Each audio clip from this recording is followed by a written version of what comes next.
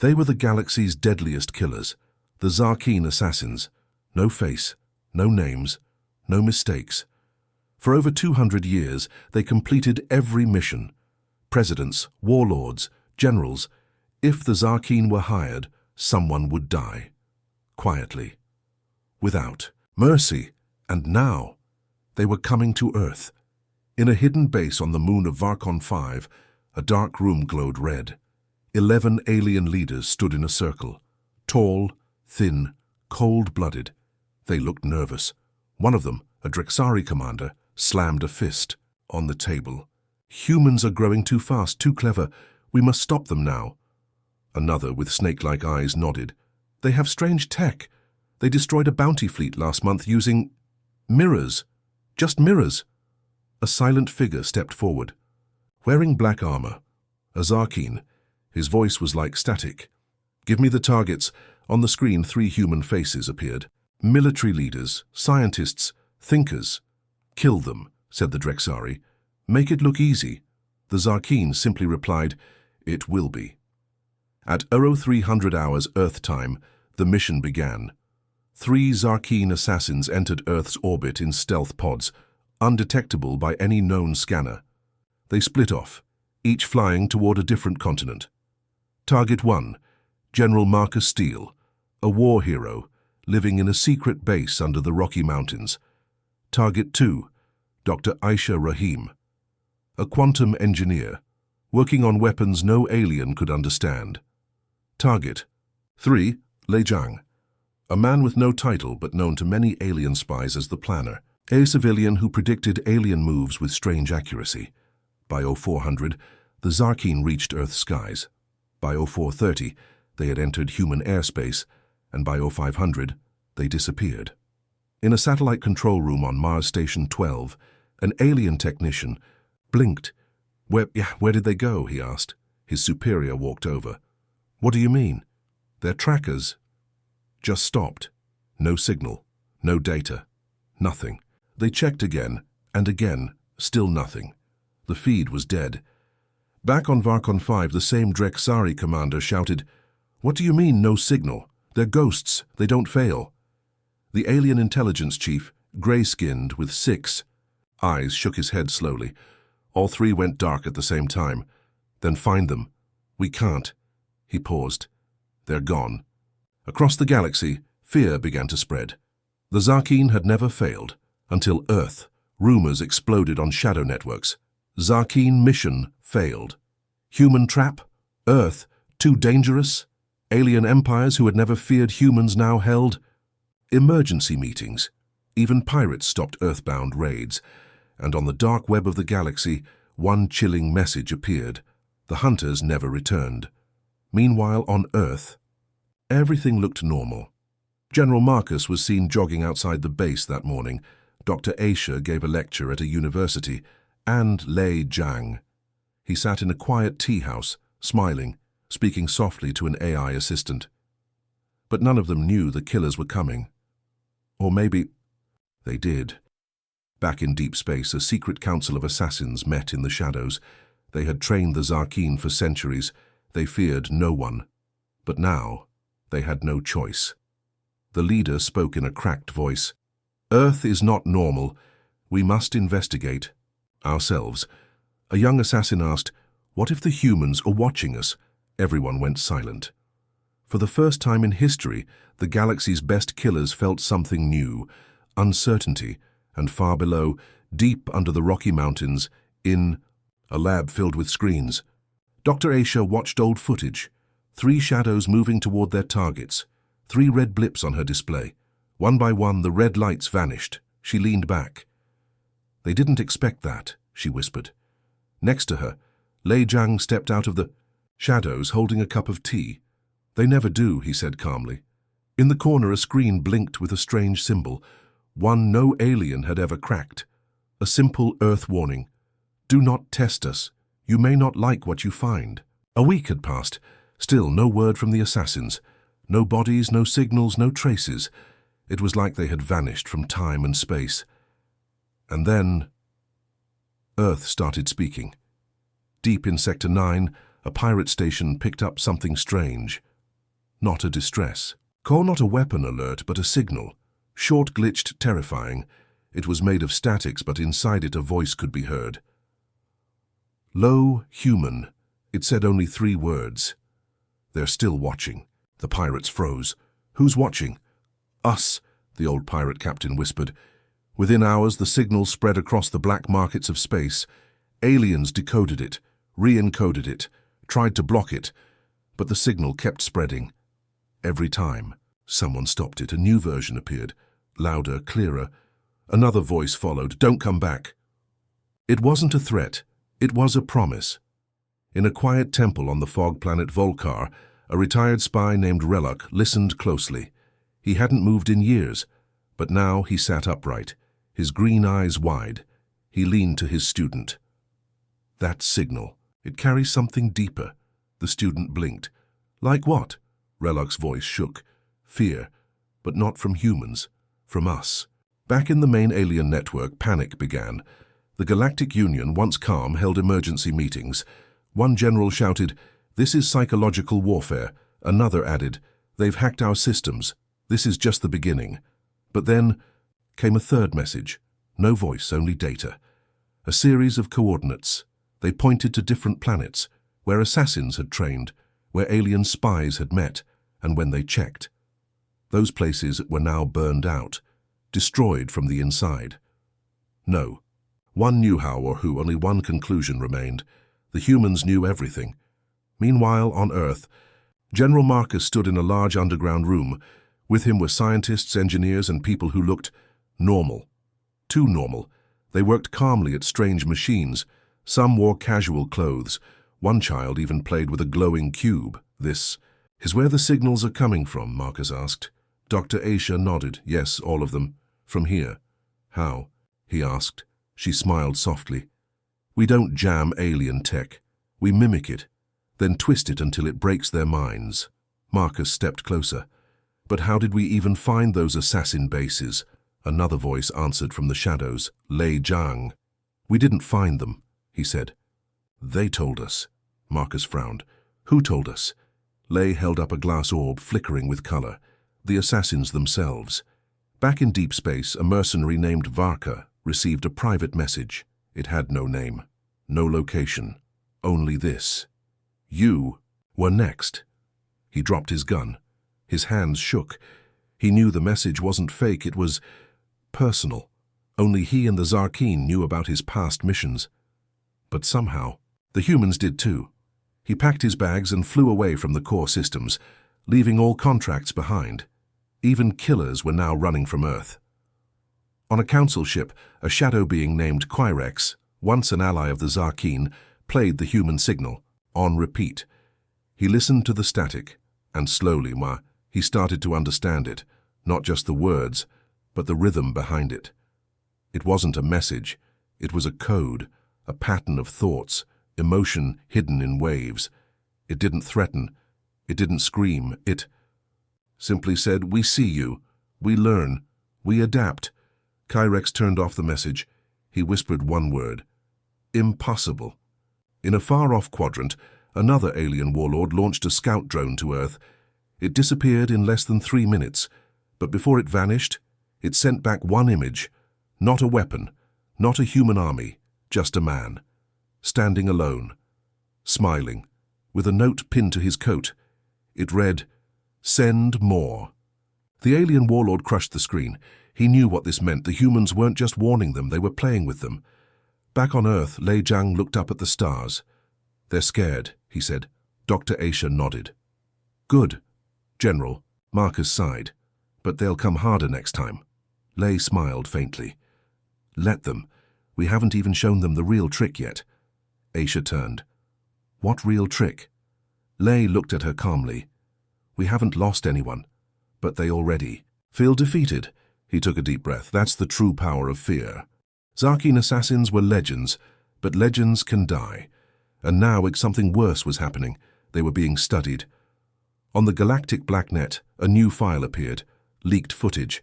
Last known camera feed from Zarkeen Assassin Unit 3, grainy, shaky, distorted, but clear enough. An armored assassin moves through a quiet forest at night, silent, invisible. Then, something moves in the trees. The assassin freezes. He scans the area. No heat, no life signs. Still, something's there. He steps forward. Then the footage cuts to black. Final audio, one whisper, distorted, "We see you now."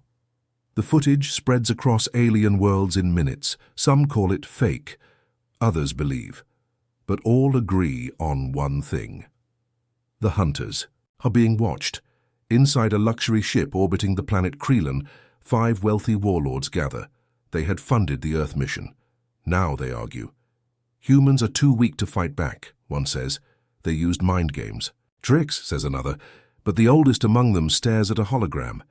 It's a face, human, male, unknown. The assassin's last recorded image. The man had no weapon, no armor. He was just standing there, smiling. "I've seen that look before," the old warlord whispers. "It's the look of a predator." On Earth, inside an underground lab called the Glass Room, Lei Jiang watches another feed. Not alien, human. 3 separate. Camera angles, all showing the same thing. Zarkeen assassins being silently followed by nothing. No visible force, no heat trail, no drone. Yet something stalked them. Project Echo 7, Dr. Aisha says beside him. It worked. Lei nods. Almost too well. General Marcus steps in. "I want to know what Echo 7 really is." Aisha hesitates. "It's not a weapon," she says. Marcus frowns. "Then what?" She taps a console. A sound plays. Soft hum rising and falling. It's us, but not quite. In deep space, alien intelligence agents dig into Earth's history. One strange name keeps coming up. Ghost Division. Officially, it never existed. Unofficially? A program built to fight enemies Earth couldn't even see, trained in silence, buried in shadows, answering to no flag. Some say they used old myths, fear, illusions, mind disruption. Others say they became the myths. All agree on one fact. They only show themselves when the enemy thinks it's safe. On a hidden moon, a surviving assassin from a different mission speaks. His voice is cracked, eyes wide. "They followed me," he whispers. "Who?" his commander asks. "I don't know. I never saw them. I felt them, like they were inside my head." "What did they want?" The assassin shakes. "They didn't want to kill me. They wanted to watch me fail." He looks up. "And then they made me fail." Back on Earth, inside a mountain base, Lei walks past a long corridor. On the walls are pictures, black and white. Each shows a human standing alone. No name, no record. But below each image, a date is listed.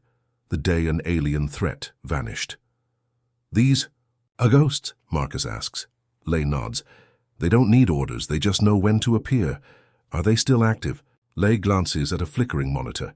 One word pulses, "active."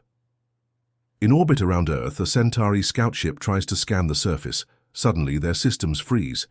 The main screen shows one image, a human eye, looking straight at the crew, and then a voice. "Turn around." The Centauri flee. They leave behind all probes, all data. They never return. In the galactic core, the Varnok Empire reviews the Earth case. These aliens are cold, logical, powerful. They had hired the assassins. Now, they want answers. Their main AI analyzes all available data and stops working, just freezes. Engineers panic, restart. Still nothing. When they finally break through the system, they find one file left behind, a message carved deep into code. It reads, "You sent hunters. You never asked what we send back." In Earth's glass room, Dr. Aisha reviews another report. More alien ships retreating, no more scouts, no more attacks. Just silence. Lei says quietly, "Fear moves faster than bullets." Marcus stares at the dark screen. "So what's next?" Aisha smiles faintly. "We wait." "For what?" She turns to him. "For the last one to try." And out in the deep dark, something is watching them. The ghosts do not speak. They only appear. When they are needed, and now they have a message for the galaxy. "You thought we were weak. You should have looked closer." The galaxy waited for Earth to speak, but Earth said nothing. No threats, no demands, no explanations, only silence. And that silence was louder than any weapon. In the Varnock High Council chamber, Commander Selvek slammed a clawed fist on the table. "This is a trick. The humans are bluffing." But no one answered. Because they had seen the assassin footage, they had heard the signals, they had lost ships without a fight. One Varnock scientist, old and wise, spoke quietly. "If they are bluffing, why are we the ones who are afraid?" In the Galactic news stream, a new name started appearing: Project Black Echo, a rumored Earth program.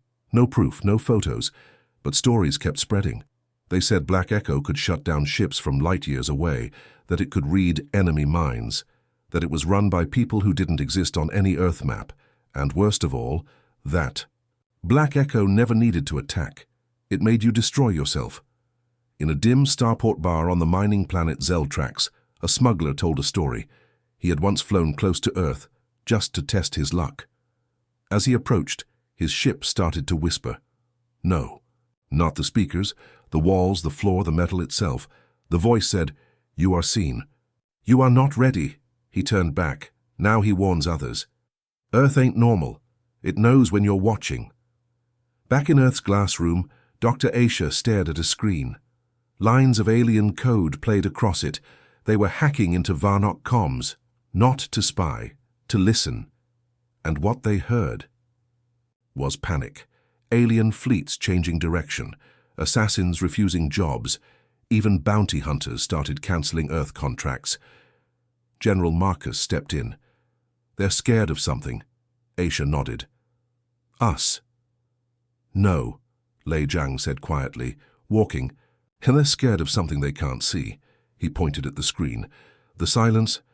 In the Drexari archives, a historian named Velik dusted off an old book, handwritten, ancient. Inside were reports from the first Drexari explorers, long before Earth had spaceflight. One report mentioned something strange. Primitive planet, unimportant. But energy feels wrong, not natural. Avoid contact. That planet. Earth. Velik read the line again, his long fingers trembling. Maybe we were warned. Centuries ago, at a secret alien station on the edge of the galaxy, an emergency council formed. 6 different species. One goal: stop Earth. But every suggestion failed. Send more assassins? Gone. Launch ships? Disabled. Broadcast threats? Ignored. One alien admiral suggested bombing Earth from orbit, but when their weapon satellites moved near the solar system, they vanished. No explosion, no debris. Just gone. And then a message appeared in the admiral's personal chamber. A single Earth word: no. Inside Earth's Ghost Command, an invisible building only a few know exists, Lei Jiang meets with a silent figure.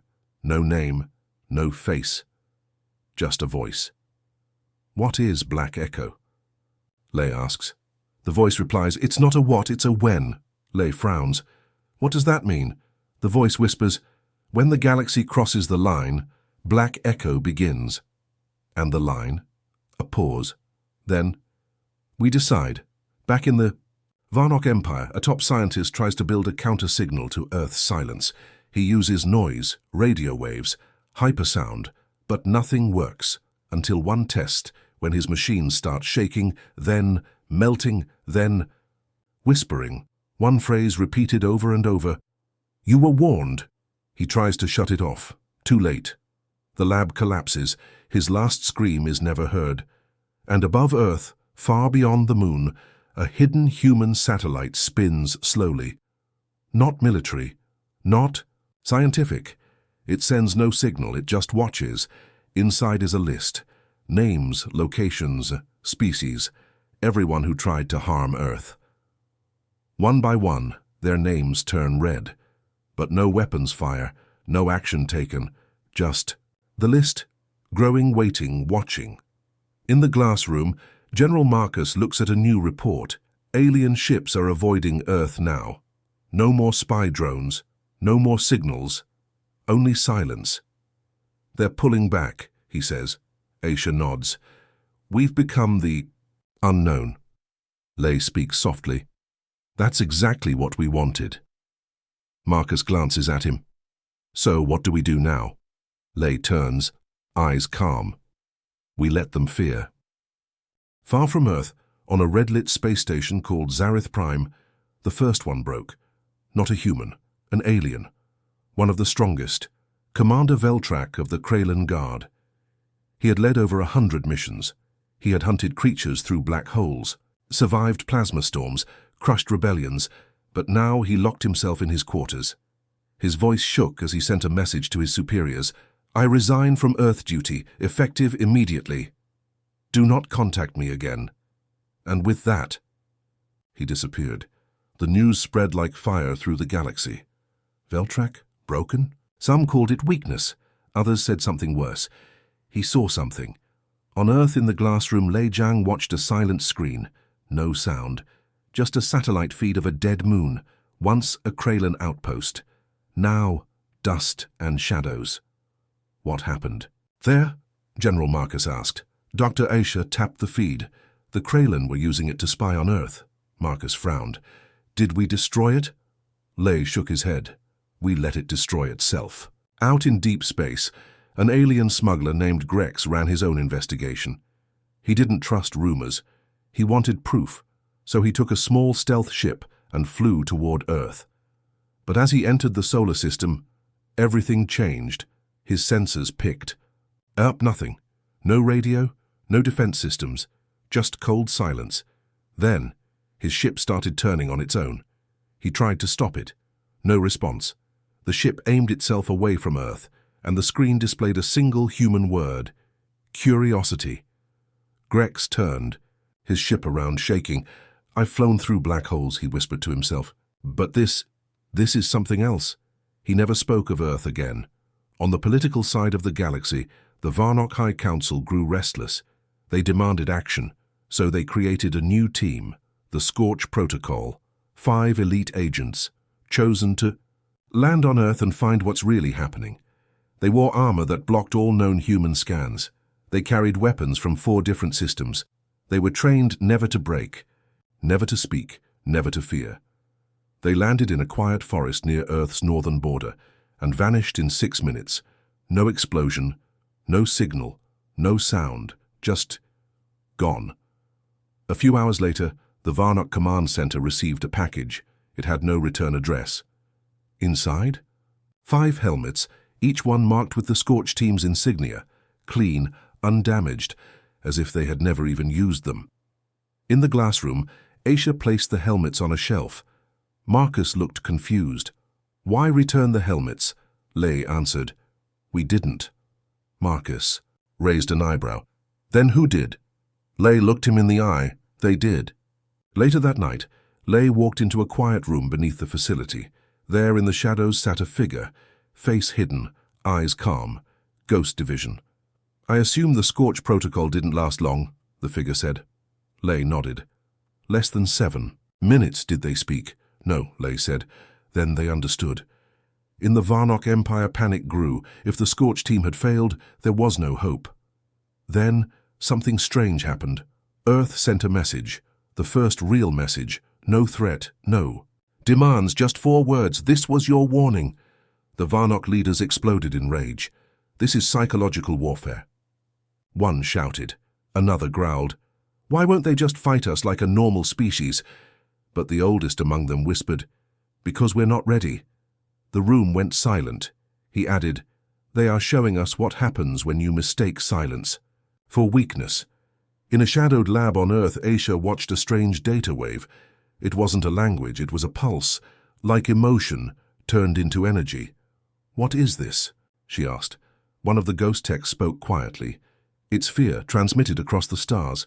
Aisha stared. You mean they're spreading their own fear? No, he said. They're spreading our silence. On the far edge of the galaxy, a once powerful alien race called the Thyrex held a vote. They decided to erase all records of Earth. Maps, contracts, files, memories, like Earth never existed. Better to forget than to be seen. But Earth still remembers, still watches, in the dark, in the silence.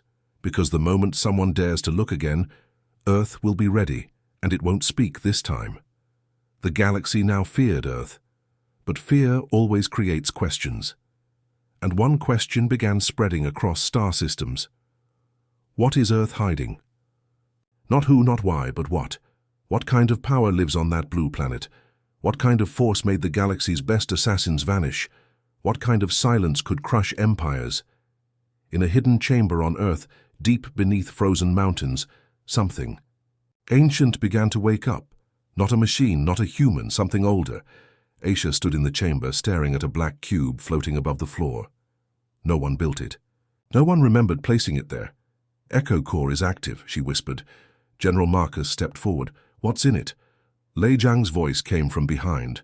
Not what. Who? Light years away, in a research station orbiting a dying star, an alien scientist named Tran analyzed human brain patterns. He discovered strange things. Tiny data signatures in human neural activity, signals that should not exist. They behaved like code, but not from machines, from thoughts. Impossible, he muttered.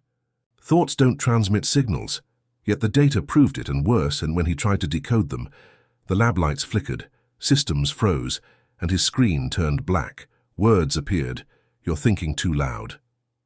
Trishan screamed and was never seen again. Back on Earth, Lei stood alone in a long, empty hallway. Along the walls were ancient carvings, not human-made, not alien either, symbols of something else. The Ghost Division called them first marks. Aisha joined him. These marks were here before our first cities, she said. Lei nodded. They knew we were coming. Who? He turned to her. We don't know, but they left something in us. Meanwhile, in the Galactic Senate, a debate broke out. Some leaders wanted to build a wall, a planetary shield that would isolate Earth forever. Others warned that blocking Earth might trigger a response. One senator stood and said, "They haven't attacked. Maybe they're peaceful." A Varnock general stood and replied, "Peaceful species don't return helmets." In a secret Earth facility called Core Red, Ghost engineers worked on Project Thought Glass. It wasn't a weapon, it was a listener. Device that could hear the emotional waves sent by alien species, and lately, all it heard was panic. Marcus walked in. Any new signals? One ghost looked up. Yes, sir, from 5 different systems. Threats? No, sir. He turned. The screen. Every message said the same thing. We will never come near Earth again. Aisha visited a sealed vault known only as Zone Black. Inside were 4 sleeping pods. Each one contained a human. Still. Silent. Monitored. What are they? Marcus asked. She stared at them. Ghost zeros. The first? She nodded. They don't age, they don't speak, but they dream, and their dreams shape reality. In orbit, Earth's silent satellite moved again. Not spinning now, pointing. Its lens focused on a new system, an alien world, peaceful, untouched, but now marked in the satellite's internal list. Why? No one knew, except the satellite and the ghosts. In the dark sector of the galaxy, a Varnock fleet gathered, 50 warships. They decided to test Earth one last time, not by attack, but by sending a question, a coded message, broadcast directly toward Earth. Who are you? The message reached Earth, was received, was decoded and answered, with just one sentence. We are the last thing you see before silence. The Varnock fleet turned around. They did not return to their empire. They did not speak again. 50 warships, gone, without noise, without trace. Only a ripple in deep space, like a breath taken and never released. In the glass room, Aisha placed her hand on the floating cube in the chamber. It pulsed with energy. What happens if it fully awakens? Marcus asked. She looked at him. Then the galaxy will remember. What it forgot. What did it forget? Lei answered from behind. That humans are not just survivors. We are the storm that follows silence. And in the furthest corner of the universe, a signal was sent. Unknown origin, unknown language. But one thing was clear, it was not alien. It was not machine, it was human, and it was calling something back. In the darkness between galaxies, something answered the human signal, not with a voice, not with words, with movement. A rift opened, not natural, not made by technology. It looked like space itself had torn, and from inside it, shapes moved, not ships, not life forms, something in between, something old, something that remembered Earth. On Earth, alarms triggered deep beneath the surface. Ghost Division agents scrambled across screens. Aisha stood in front of the rift data. "Where did it open?" she asked. Lei Jiang answered quietly, "In the void sector." "The place where maps stop." Aisha's voice dropped. "That place doesn't exist anymore." Lei nodded. "Now it does again." The floating black cube in Earth's chamber began spinning faster. The symbols around the chamber glowed. A pulse echoed underground, slow at first, then stronger. Earth was waking something up, or maybe something was waking itself. Far away in the Drexari observation fleet, panic grew. Their long-range telescopes caught the rift. Their computers couldn't process the shapes. They didn't reflect light. They didn't give off heat. They weren't even moving through space. They were sliding across it. One Drexari analyst whispered, "That's not a ship. That's a memory." The rest of the fleet turned and ran. Inside the rift, the creatures continued moving forward. Silent, calm, deadly. They weren't invading, they were returning, and the only place they were heading was Earth. General Marcus stared at the simulation. "What are those things?" he asked. Aisha responded. "Ghosts." "Not from our world, not from theirs, from before both." Lei added, "We called them. Now they remember us." Marcus looked disturbed. "Are they here to help us?" Aisha's silence said everything. Then she finally spoke. "No, they're here to see if we're ready." In a hidden Earth base known as Vault Zero, the Ghost Zeros began to wake. They didn't speak, they didn't move, but the sensors showed activity in their brains, waves moving faster than light. Aisha monitored the data. "They're connecting with the rift entities." Marcus raised an eyebrow. "How?" "They don't think in time or space," she replied. "They think in consequences." In orbit, the silent Earth satellite turned again. Its lens cracked for the first time, not from damage, from stress, as if something inside it wanted to scream. It transmitted one final line to Earth before shutting down. "We remember the first fall." Back in the Galactic Senate, chaos broke out. Some species demanded full retreat from human space. Others wanted to worship Earth. One counselor said, "We feared them for the silence. But now something is answering through them." What? If Earth isn't the threat, what if it's the door? Meanwhile, the Varnok Empire tried one last desperate act. They sent a signal into the rift, hoping to warn or reason with the creatures. The signal vanished. Then came a reply. A voice. Cold, unfamiliar, not human, not alien. It said, "You had your chance. You were loud. Now we listen through them." And the Varnok communication hub exploded without any visible cause. Back on Earth, Aisha stood before the cube. It had stopped spinning. Now it pulsed, once per second, like a heartbeat. Lei whispered, "They're arriving." Marcus stepped back. "Do we stop them?" Aisha looked calm. "No, we don't control this." Lei added, "We only inherited it." As the rift widened, more shapes appeared. But now, some were human-shaped, shadow-like, flickering, as if past, present, and future had merged. Some ghosts bowed, some wept, some simply stared at Earth, as if checking, not for fear, but for readiness. In E. The hidden levels beneath Earth's glass room, a final vault unlocked. No one remembered building it, not even the Ghost Division. Inside was a wall with markings, names, dates, moments. Some had already happened, some hadn't. At the bottom was a single phrase. "The silence was our mercy," and beneath it, "The storm remembers." Back in the rift, the lead shadow stepped forward. Its form shifted, part human, part unknown. Its voice echoed in the minds of Earth's highest minds. "You opened the gate. Now you must choose. Silence or judgment."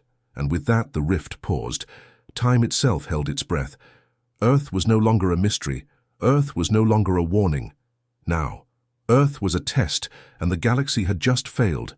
The galaxy waited, frozen. The Rift near Earth remained open, but no creatures emerged, just shadows. Just pressure. Like the universe itself was watching and judging on Earth, the black cube pulsed faster. Each beat felt heavier, as if the world's core was a heart, and that heart was waking up. Inside Vault Zero, the Ghost Zeros opened their eyes, not all at once, one by one. No alarms rang, no words spoken, but the energy changed. Aisha could feel it, like her thoughts weren't hers anymore. General Marcus entered the chamber. "Are they awake?" Aisha nodded. "They are not just awake, they are aware." In orbit, Earth's broken satellite sent its final signal, one last message before its systems melted. Judgment begins. And then the rift spoke, not in sound, in presence. Every living mind in the galaxy felt it at the same time. A wordless message burned into memory. You broke the silence. You saw mercy as weakness. Now you will remember. In the Varnock Empire, communication towers burst into flame. Ships fell from orbit, systems crushed by invisible pressure. Entire fleets vanished without a trace. No invasion, no war, just absence, as if they had never existed. The Varnock homeworld flickered and was gone, not destroyed, erased. Back on Earth, Aisha stood before the ancient wall inside the final vault. The last line beneath the carved prophecy had changed. New words appeared, glowing softly. Earth chose silence. But the galaxy demanded a voice. Now it will hear the echo. On distant planets, strange events began. Statues wept blood, stars dimmed, creatures dreamed of things they never knew. Children spoke human words they never learned. And all across the stars, two words repeated in unexplainable whispers. They remember. Lei Zhang entered the glass room with urgency. "We just got a message." Marcus looked up. "From who?" "Not who. From what?" He played the message. It was the rift, but this time it spoke in a human voice, familiar, terrifying. It said humanity was born too early to be strong, but too late to be afraid. Now, we are exactly on time. Aisha sat with the Ghost Zeros. One of them slowly turned their head toward her. Its eyes were completely black, but not empty, full overflowing. Aisha didn't speak. She understood. The ghosts had never been soldiers. They were keys, and now the door was open. In the Galactic Senate, no one met anymore. The chambers were empty. Most leaders had fled or gone silent, except one. A Drexari elder stood alone in the echoing hall. He whispered to the air, "We should have listened. We should have left them alone." But silence was his only reply. And then his body turned to dust. Not burned, not killed, just released. Like the weight of guilt was too much for reality to carry. On Earth, the rift shimmered. The lead shadow stepped forward. Its form became clearer. It looked human and not. Its face reflected whoever stared at it. Lei saw his father. Marcus saw a battlefield brother. Aisha saw herself. The shadow spoke. You endured. You learned. You were quiet when they roared. And now you roar without a sound. Judgment is complete. And then the rift began to close, slowly, peacefully. The shadows turned away. But before they left, one last message passed through every species, every system, every soul. We are not your enemy. We are what comes after. And you are lucky Earth came first. Back on Earth, the sky turned a perfect blue. No smoke, no alarms, no war, just silence. But not fear, respect. Aisha stood on a quiet hill. She looked up at the stars. "Will they try again?" Marcus asked beside her. Aisha shook her head. "They won't. Forget this time." Marcus smiled faintly. "So, it's over?" Aisha answered softly. "No, it just began." Beneath them, deep under the earth, the cube stopped spinning. Its surface cracked, and inside, something pulsed once more. Not a weapon, not a ghost. A seed, and somewhere far across the stars, Another seed pulsed in reply. Earth had become the story, not of war, not of violence, but of a lesson no one would ever forget. The silence was not fear, it was mercy.